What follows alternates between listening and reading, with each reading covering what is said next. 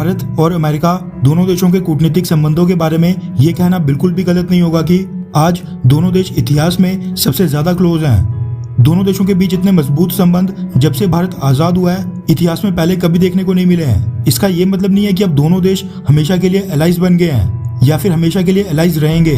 बस बात इतनी है कि जब तक दोनों देशों के इंटरेस्ट सेम है, टारगेट एक है, तब तक ये संबंध इसी तरह और भी ज्यादा मजबूत होते रहेंगे। वरना अमेरिका अपने रास्ते और भारत अपने, यानी एक तरह से कहो तो जो प्लेस भारत के लिए एक समय पर रशिया की थी उसको अब धीरे धीरे रिप्लेस कर रहा है अमेरिका, यानी अमेरिका अब रशिया की जगह ले रहा है। हालांकि इस पर भी बहस की जा सकती है कि क्या अमेरिका रशिया के जितना भरोसे लायक देश है या फिर नहीं। वैसे देखा जाए तो हर कोई देश अपने अपने इंटरेस्ट को प्रायोरिटी देता है, लेकिन बात बस इतनी है कि जब एलाइज को जरूरत पड़े तब कौन सा देश साथ देता है और कौन सा नहीं। ट्रेड या इकोनॉमिक एस्पेक्ट से देखा जाए तो अमेरिका अभी भी भारत के साथ एक फ्री ट्रेड एग्रीमेंट साइन करने में थोड़ी मुश्किलें पैदा कर रहा है, लेकिन भारत और अमेरिका ने आपस में बैका, लिमुआ, कॉमकासा जैसे कई सारे अहम समझौते भी साइन कर लिए हैं और अमेरिका डिफेंस के क्षेत्र में भारत को पूरी तरह सपोर्ट करने के लिए इच्छुक भी लग रहा है। कई तरह की डिफेंस डील्स के साथ साथ जो दोनों देशों के बीच मिलिट्री टू मिलिट्री एंगेजमेंट है वो भी अब काफी ज्यादा बढ़ रही है।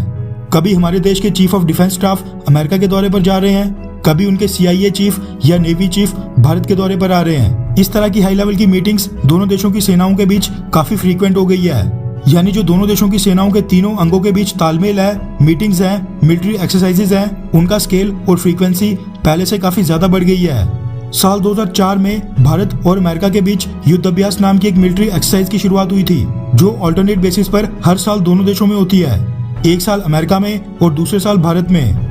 पिछले साल दोनों देशों के बीच ये एक्सरसाइज कोविड-19 के कारण नहीं हो पाई थी, जिसके बाद इस एक्सरसाइज का 16th एडिशन जो कि पिछले साल मिस हो गया था वो इसी साल की शुरुआत में फरवरी के महीने में भारत के राजस्थान में हुआ था, जिसके लिए यूएस फोर्सेस के सोल्जर्स भारत आए थे। 8 से 21 फरवरी के बीच 14 दिन तक चली इस एक्सरसाइज में भारत की तरफ से जम्मू कश्मीर राइफल्स की 11वीं बटालियन ने हिस्सा लिया था। ये एक्सरसाइज जो इस साल फरवरी के महीने में हुई थी, ये आमतौर पर सितंबर या अक्टूबर के महीने में कंडक्ट कराई जाती है, यानी 16th एडिशन होना था पिछले साल के सितंबर और अक्टूबर महीने में, जो कि कोविड-19 के कारण नहीं हो पाया था, और इस साल होना था 17th एडिशन। और अब भारत और अमेरिका ने यह तय किया है कि हम युद्ध अभ्यास एक्सरसाइज का 17th एडिशन उसको अगले साल के फरवरी महीने तक पोस्टपोन ना करके इस साल इस एक्सरसाइज को टाइम पर कंडक्ट करवाएंगे। यानी इस साल 17 सालों में पहली बार एक ही साल में एक ही मिलिट्री एक्सरसाइज 2 बार की जाएगी, यानी उसके 2 एडिशन एक ही साथ होंगे, 16th भी और 17th भी। रेफरेंस के लिए आपकी स्क्रीन पर द इकोनॉमिक टाइम्स के आर्टिकल का स्क्रीनशॉट है, जिसके मुताबिक इंडिया और अमेरिका के बीच युद्ध अभ्यास नाम की जॉइंट मिलिट्री एक्सरसाइज के लिए इंडियन आर्मी का एक दल पिछले कल अमेरिका के लिए रवाना हो चुका है, जो कि अभी तक वहां पर पहुंच भी गया होगा। भारतीय सेना का ये दल वहां पर युद्ध अभ्यास के 17th एडिशन में हिस्सा लेगा। वहीं आपकी जानकारी के लिए बता दूं कि वहां पर लैंड होने के बाद इंडियन आर्मी के दल को एक भी दिन का आराम नहीं होगा।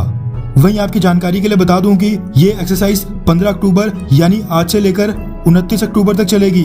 मिनिस्ट्री ऑफ डिफेंस की स्टेटमेंट के मुताबिक भारत की तरफ से इन्फेंट्री बटालियन ग्रुप के 350 सैनिक इस एक्सरसाइज में हिस्सा लेने के लिए गए हैं, जो कि अमेरिका के अलास्का रीजन में होगी। खास बात यह है कि जो इस साल का 17th एडिशन हो रहा है वो पूरी तरह फोकस करेगा कोल्ड क्लाइमेटिक कंडीशंस में कंबाइंड आर्म्स मैन्यूवर्स पर, यानी कि ऐसी क्लाइमेटिक कंडीशंस जो हमारे यहाँ पर चाइना के साथ लगती लद्दाख LAC पर सर्दियों में होती है। उन कंडीशंस में कैसे और किस स्ट्रेटेजी से लड़ना है उस पर दोनों देशों की सेनाएं एक दूसरे के साथ अपना एक्सपीरियंस शेयर करेंगी।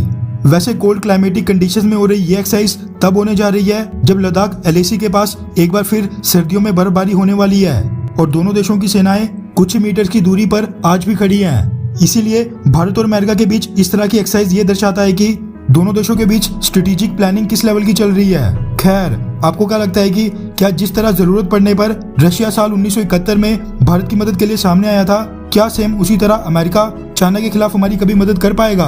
हाँ या फिर नहीं? नीचे कमेंट करके अपनी राय जरूर बताएं।